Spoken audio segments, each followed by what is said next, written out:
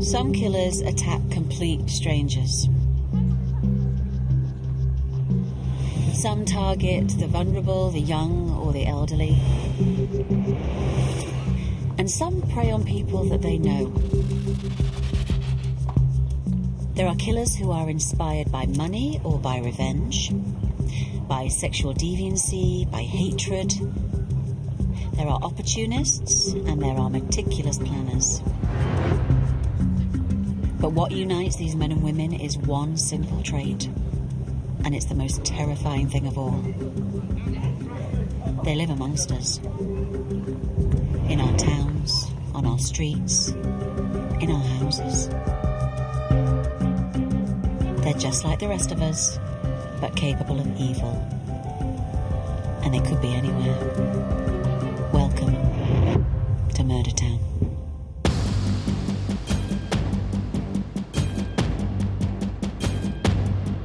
Do you feel it in the air?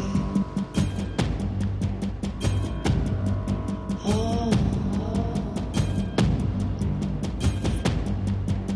Something wicked this way comes. Something wicked this way comes. Something wicked this way comes. Something wicked this way comes.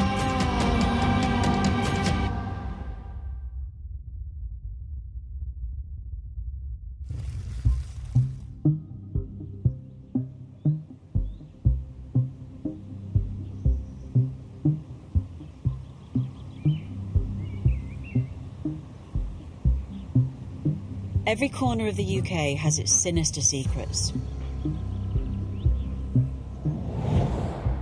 Tonight we're in Watford, a commuter town to the north of London, a town that can sometimes feel like part of the capital.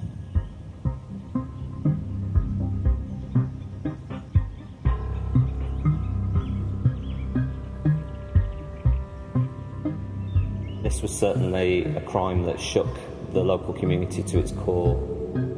Women in that area on that day were in such peril, such danger. If you were in that lane by yourself, you had no chance against anybody. This was a stranger who had gone out with no other intention than to rape and kill an innocent, helpless young woman. It was here in the year 2000 that police were preparing to launch a major armed operation.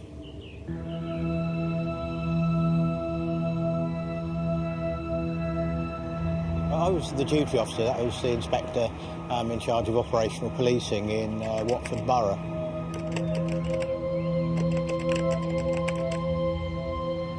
I remember it was a really hot day, blue sky, and it was around late afternoon, 5:30, 6 o'clock.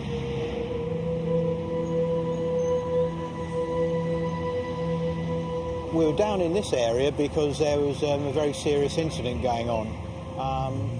A lady who'd been estranged from her husband had been tracked down by her husband, who was armed with a shotgun, and he wanted to have a serious conversation with her boyfriend. So there was a number of armed officers here.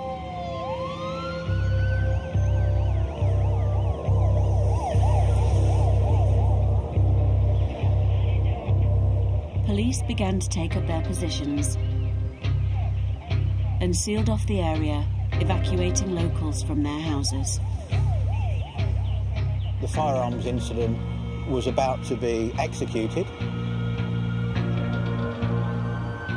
All set to go. And then I saw a guy in shorts and a t-shirt with a small dog. I was about to tell him to stop where he was because of what was about to take place. He then said, "Who's in charge?" I said, "Well, that's me."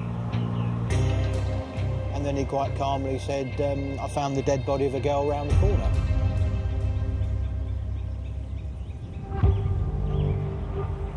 Not for the first time, it appeared Watford had played host to a serious crime.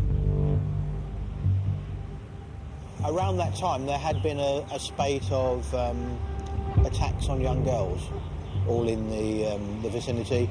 But it's an urban area. I mean, a lot of people confuse it with London as red buses, underground stations, and how people speak. So, yeah, it's the whole panoply. It's burglaries, robberies, sadly murders. In Hertfordshire terms, it's probably, yeah, the busiest borough. Now it might be about to get busier, with reports of a woman's body being discovered. It was just the incongruity of dealing with a serious firearms incident, blazing hot day, and then a guy in a short and T-shirt coming up and saying he's found a dead body of a girl. You don't really expect that.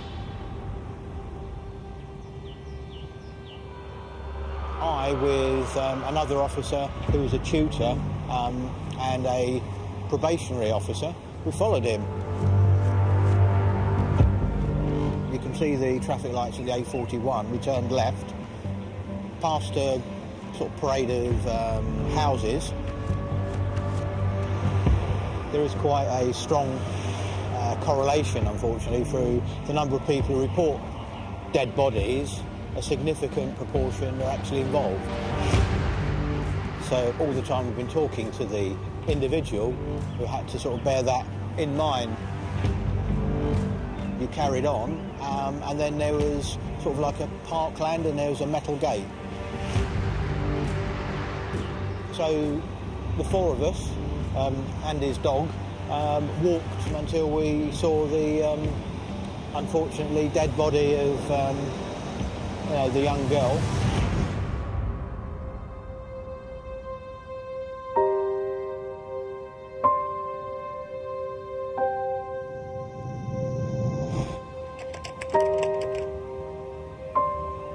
It was clearly a very violent act.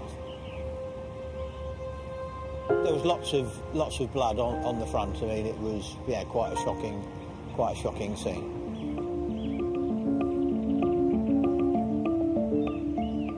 Police in Watford were now dealing with a murder inquiry. Very soon the whole area would be under lockdown and under suspicion.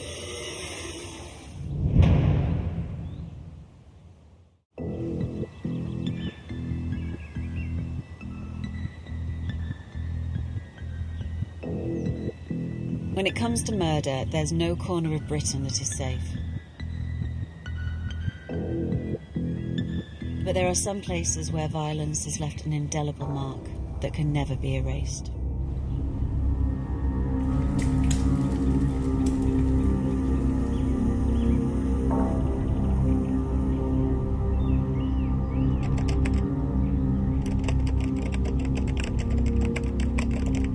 Watford, being a commuter town, has actually got a very strong sense of community. In many ways, despite its proximity to London, it's a very normal town.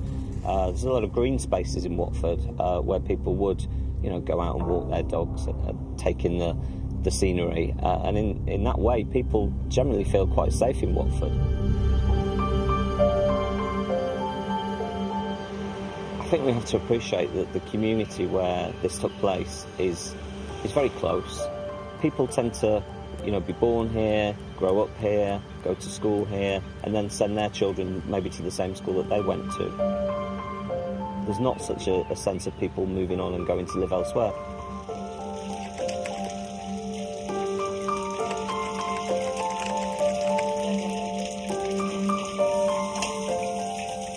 I moved here 24 years ago. It's a very close community, very supportive community. There's a lot of people, if people need help, they'll help them. Very friendly, very, very friendly area. Pretty much everyone knows each other and argues with each other and enjoys each other's company.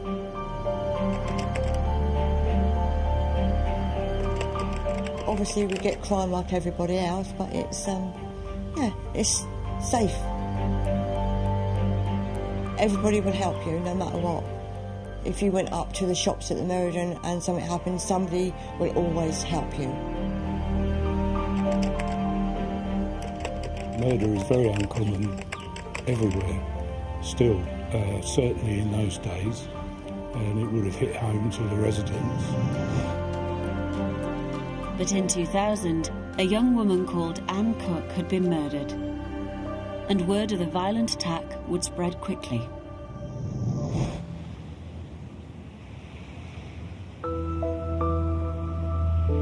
She was identified that evening as Anne Cook.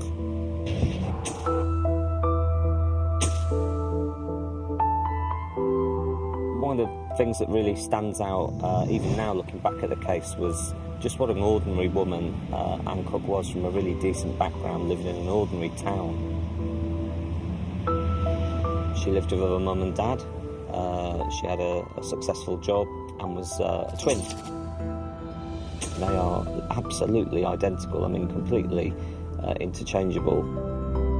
They used to walk the dog together, in fact, and just before the murder, Susan had moved out to live with her husband, so Anne had only just started walking the dog on her own. She loved walking her dog, she absolutely doted on that dog, and in fact the dog didn't leave her side when the murder took place. So, you know, we just have a very pleasant, very friendly, but quite private individual who sadly succumbed to such a brutal crime. I used to see her most days. It's sometimes in the morning, lunchtime, whenever I walked my dog. She was very quiet.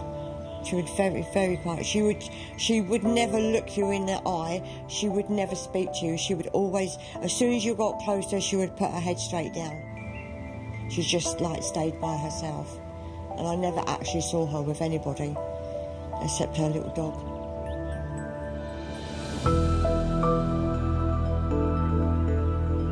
For this kind of despicable crime to happen on people's doorsteps sent shockwaves through the local community. And these people remember it very, very distinctly, even to this day, and it still gets talked about in this neighbourhood. It's always a shock when anything like that happens, and you know, to someone so innocent, horrible crime. People were nervous and worried, and obviously it was a very sad time for their family and for everyone who lived here, really.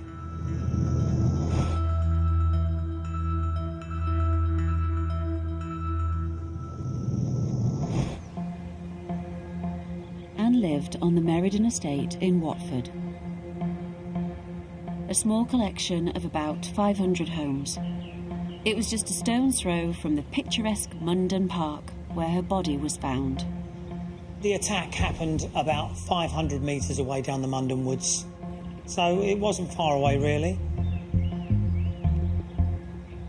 Well, the Munden estate is a large parkland estate with a big house sitting in the middle of it that used to be a large manor estate. It's very picturesque. There are a number of green spaces. It's very much a magnet for people out having a stroll or walking their dogs. My dog and I walked up there every day. A lot of people used to walk their dogs, and we always used to like have a chat, stop and have a chat. Perhaps a little haven in the middle of quite an urban environment, so people would be forgiven for feeling at peace and for feeling safe in that kind of area. But now that feeling of safety had been shattered, and police were on the scene.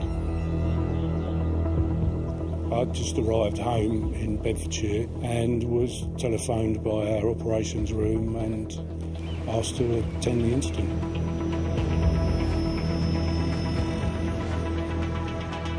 I was aware that she'd been found with her dog. I made sure that we got that dog to the vet and took a teeth impression of the dog in case it had bit an offender. I made sure that we had sufficient scenes of crime officers there who could deal with the actual forensic side of the scene. There was also a couple of witnesses that had to be dealt with and be dealt with that night. There was the man who found the body. It's always a good idea to have crucial witnesses like that interviewed and videoed at the time, which is what happened in this case. The only possible suspect in the first hours of the investigation was the man who said he'd found the body. And if guilty, he wouldn't be the first person in Watford to commit murder.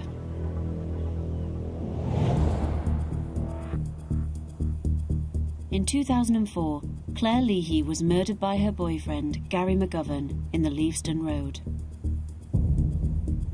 And in 2012, cannabis grower James Evans murdered Murray Thompson in a flat in the town. He would later receive 21 years in prison. But it was the murder of Anne, committed in broad daylight and in a busy public park, that had the police initially stumped. I think we have to remember that murder is extremely rare. Murder at the hands of a stranger is even more rare, and so understandably in the initial period of the police investigation, they had to explore the possibility that Anne's killer was someone that she knew, that was maybe someone closer to home, an ex-partner perhaps, and all of these lines of investigation were very thoroughly explored by the police. We could begin our work there with the family to find out more of the background and work and boyfriends, computer usage, telephone, everything that we could about Anne to make it easier to investigate what went on.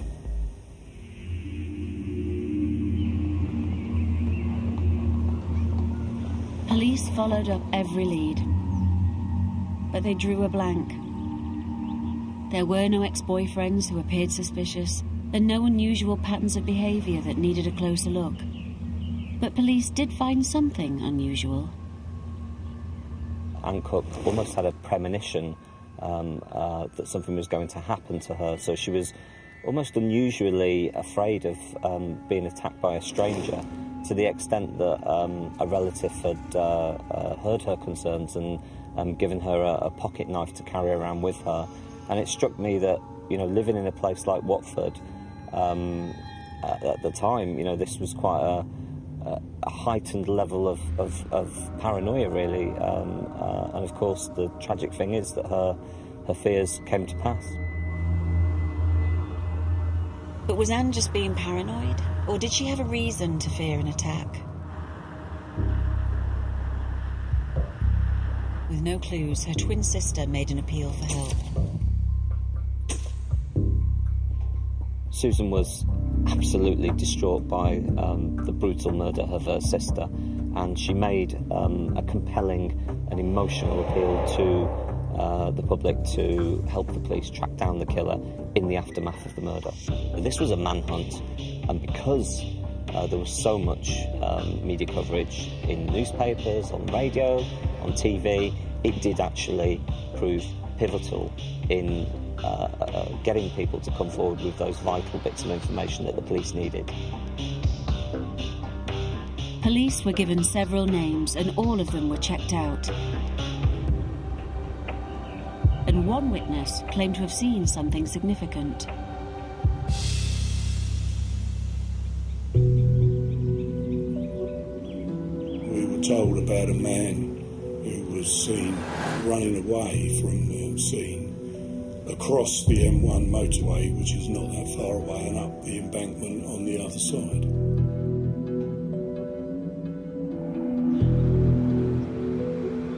Across the motorway, which is just behind here, behind that fence, through this fence and made off into the estate.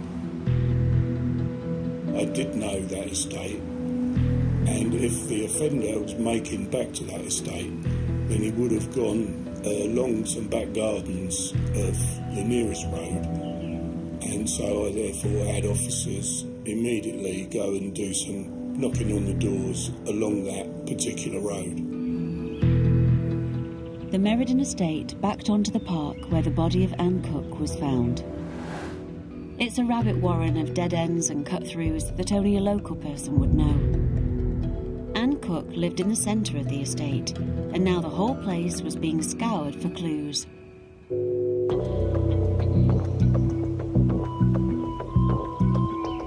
Well, that day, it was a really lovely day. So I took George out early, about 12:30. And then about, 5:30, we started hearing helicopters, and then my neighbour said to me, "Did you see somebody down the bottom of the garden?" He was down the bottom of the garden in a vest. It had blood on it. On the very night of the offence, this road, all the houses were knocked on to see if there was any immediate witnesses we could find. From then, the day after, every single house on the Meriden estate, which is quite a few hundred, was visited by uniformed officers and house-to-house inquiries to see who lived there and whether they had any information that they could bring to our attention.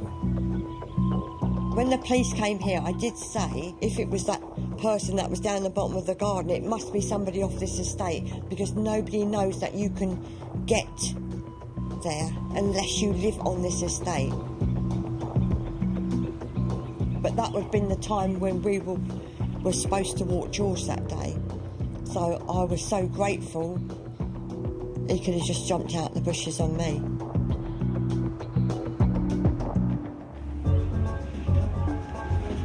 One thing concerning officers was that this might not be the offender's first attack.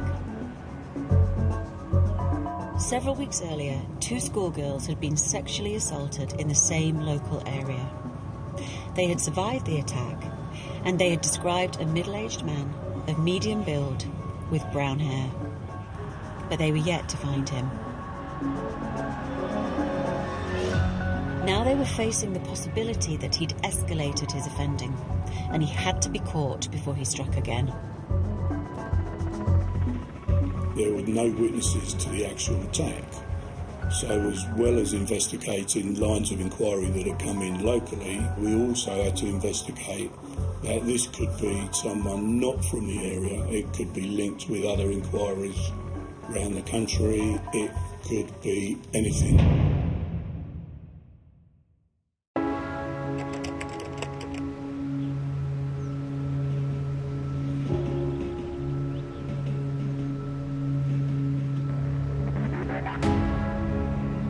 In the year 2000, police in Watford were hunting for a killer. A young woman called Anne Cook had been found repeatedly stabbed in a local park. Initial inquiries had heard about a man seen running across the adjacent M1 motorway. But there were no immediate suspects, and the community was living in fear, terrified that the killer would strike again. This crime had a profound effect on the local neighbourhood. You've got to remember that at that time, people were still letting their kids out to play in the evenings. Nothing like this had ever happened before in that area. And suddenly, we have the most grotesque murder taking place on people's doorsteps. If you were walking up there by yourself, you had to be aware of all your surroundings because it was so quiet. To be quite honest, you was always grateful when you saw somebody coming towards you or another dog walker behind you, and you knew that your walk would be a nice walk because you wouldn't be in that lane by yourself. If you were in that lane by yourself, you had no chance against anybody. I never walked up there again.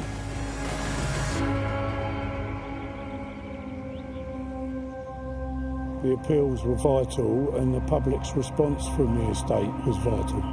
We closed the motorway one morning to enable our search team to search it from Verge, Central Reservation and the opposite Verge, and some excellent search work on the other side of the motorway from the scene had found a large kitchen knife with blood on. So police believed that they'd recovered the murder weapon, and while it was sent away for tests, cops continued the hunt for local suspects. Every local resident with a record of violence was added to the list, and police worked through their alibis.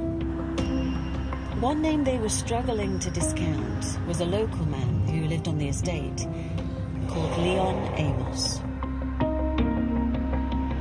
People were reporting seeing Leon Amos, or similar to his description, hanging around Munden all that afternoon, either wearing a t-shirt or bare-chested, wandering about.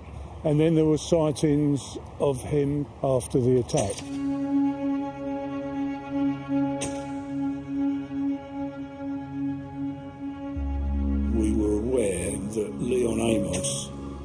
whose parents lived on the estate. He had convictions that were of interest to us. Indeed, Leon Amos had previous. In 1985, he was sentenced to 8 years for a calculated and planned rape of a teenage girl, subjecting her to a horrific ordeal.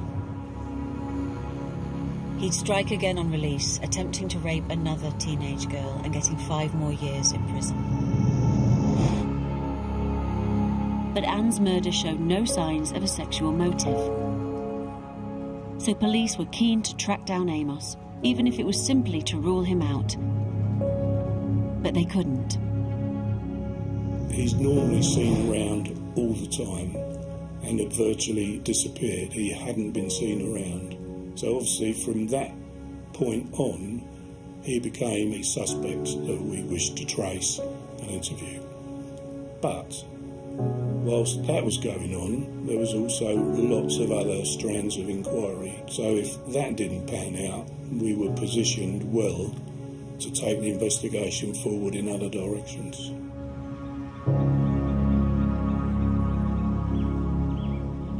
Cops were hunting far and wide for any sight of Leon Amos and any other clues that they could uncover. But they were also getting tip-offs from other forces.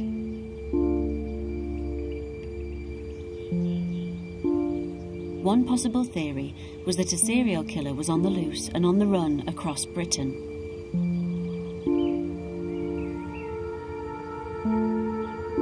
Two women had been killed in Cornwall, and both had been out dog walking. Their deaths were violent, and people began to speculate that a killer was travelling the country.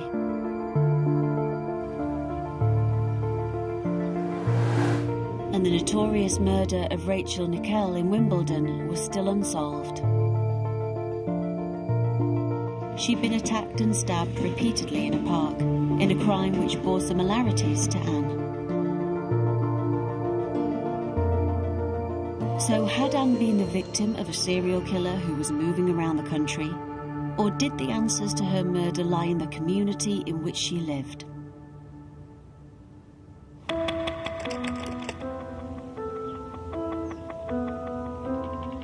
Leon Amos was well known within the local community, not just him but his family as well.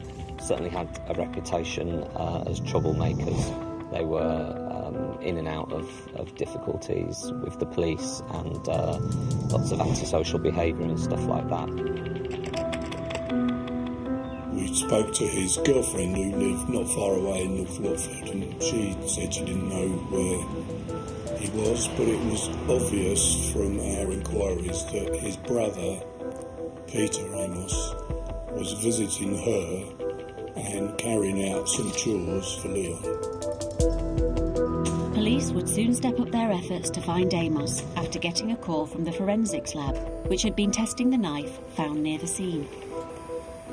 They found Anne Cook's blood on the knife and also Leon Amos's, no one else. So obviously from that point on, he became not just a person of interest, but a suspect.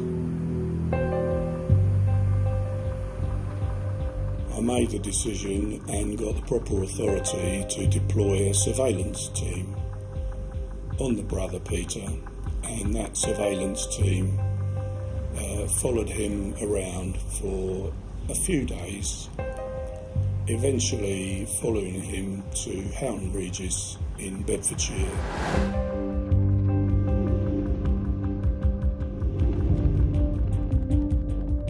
It became obvious to us with some further intelligence work that he was staying there with another of his brothers. As a result of excellent work by the surveillance team, we organised a major arrest operation for the following day. So Les and his team were now hot on the heels of Leon Amos. But he was prepared to do anything he could to evade capture.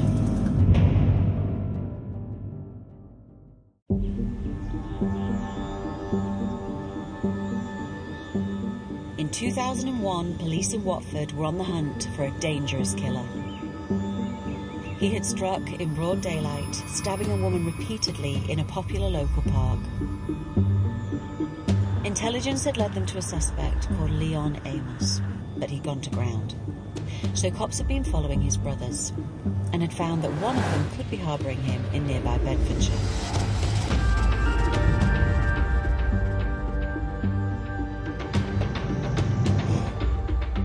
Leon, his parents, who were also involved in the hiding of him, his brother Peter, his brother Jerry, and the girlfriend were all arrested and their premises searched.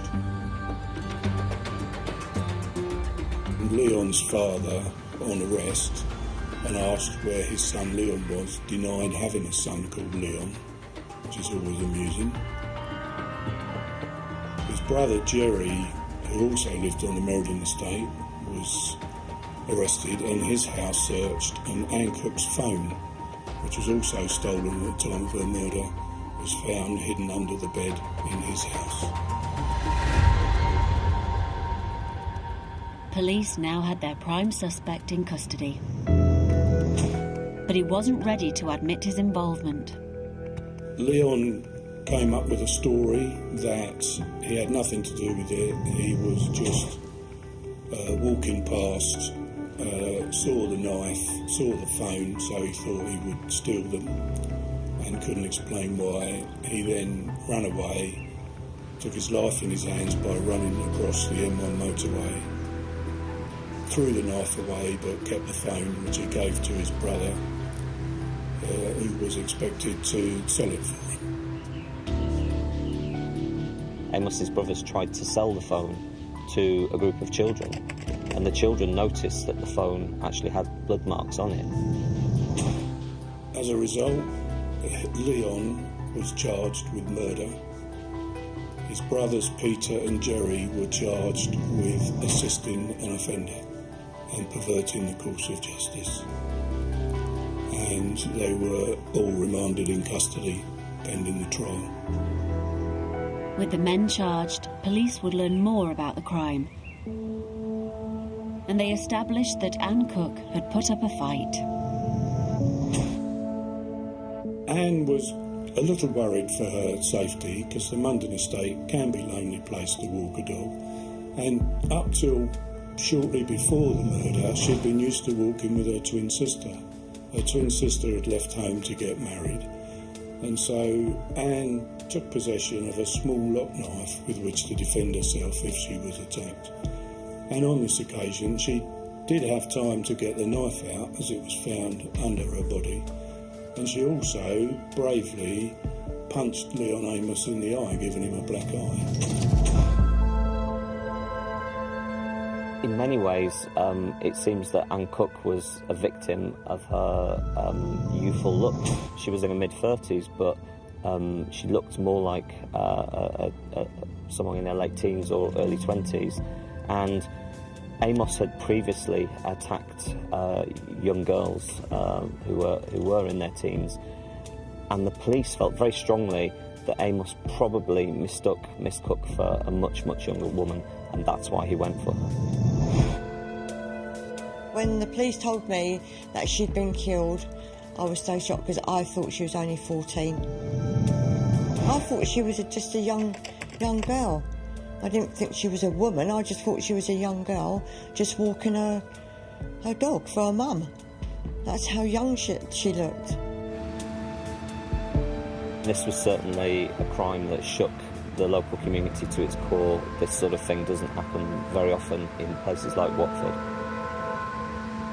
This was an estate in particular where people were very close. And that sense of shock that the community felt was prolonged by the fact that it took several days before Amos was apprehended, partly to do with the efforts of his brothers to try and conceal the crime. Both of the brothers actually went back to the scene in an effort to try and recover the knife. So this certainly made matters a whole lot worse for the community, but of course, Anne Cook's family.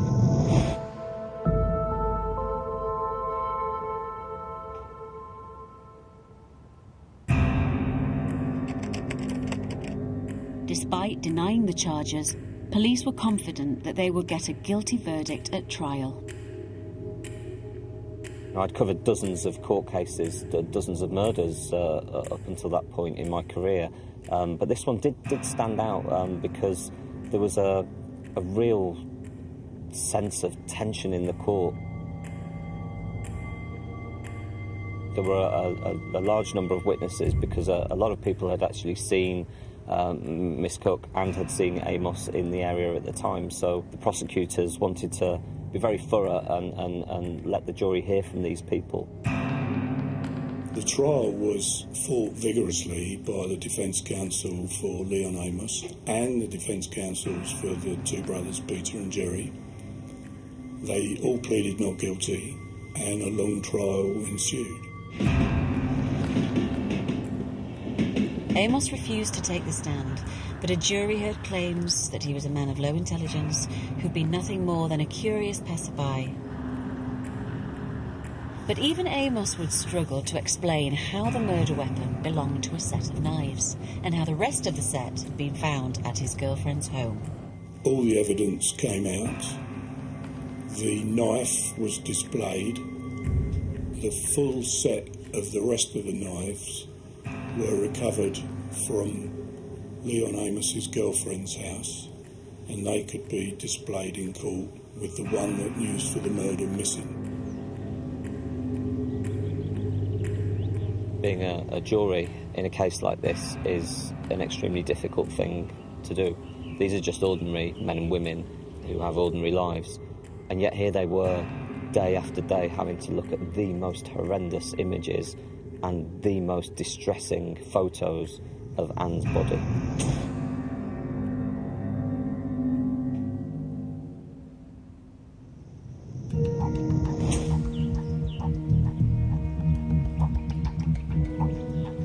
He went out on that day armed with a big knife to attack, I'm quite sure, to rape an innocent woman. Just unthinkable to contemplate how women in that area on that day were in such peril, such danger. And unfortunately on this occasion she fought back and it led to him stabbing her and killing her. I was watching Amos very closely in the dock and he never showed any emotion. His face was expressionless. He stared into the distance. Even when the jury came back and delivered their verdict, sending this man to prison for a very, very long time, he stood completely impassively. It was very chilling. He was a very cold individual.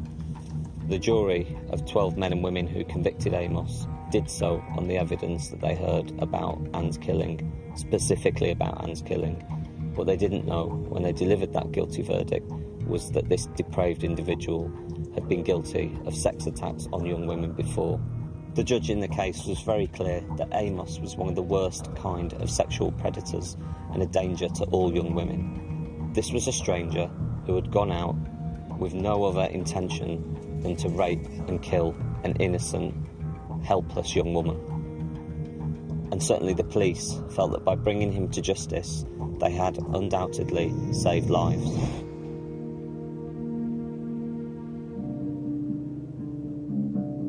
Leon Amos was given a life sentence and told he would spend at least 20 years behind bars. And his brothers were also found guilty of assisting an offender and perverting the course of justice. Watford could finally breathe easier as a killer was sent down. Well, the relief for the estate was that a dangerous criminal who put more than just Anne Cook's life at risk, he put other people's lives at risk while he was still free. So it was relief to the estate, it was relief to the family that someone was convicted of killing their beloved daughter, and it was relief to me and the Hertfordshire Constabulary. A lot of effort had gone into it from a lot of people, and it was important that we make the community feel safe by putting that Leon Amos away where he belonged, behind bars.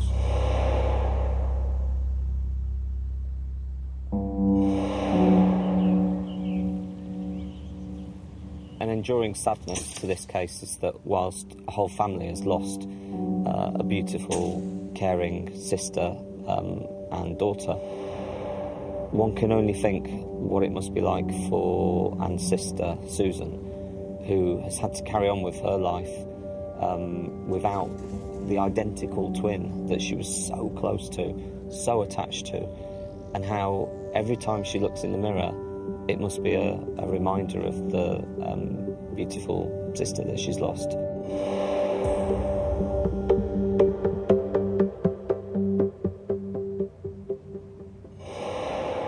Every murder is tragic and senseless.